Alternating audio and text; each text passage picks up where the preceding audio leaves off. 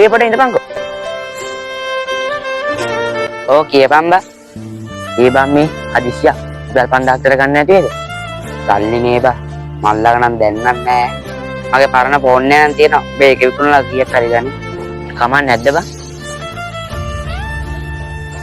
අවුලක් නැහැ බා. මං එන යන්නද? හරි බා. හදිසියෙන් බලය. මං සල්ලි හම්බෙච්ච ගමන් ෆෝන් එක ගෙනත් දෙන්න.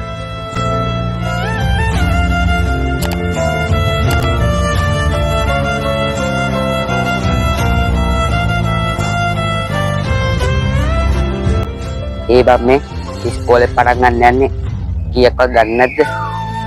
ඉතින් අපිට මොකද? නෑ බං පොත් ගන්නත් ඕනි.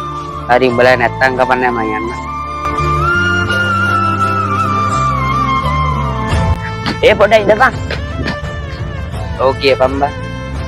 අඩේ බං මම උඹට ඉස්සෙල්ලා විහිළුවක් කරේ බං. අඩෝ මම උඹ ගැන වැරදි විදියට බං ඉතාලේ. හරි බං ඒක නාවුලක් නෑ. ආමී උඹේ සල්ලි.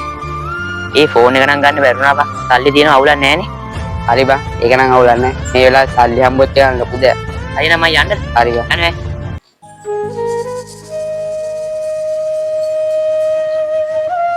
මං අරු ගැන වැරදි විදියට නේ හිතන්නේ.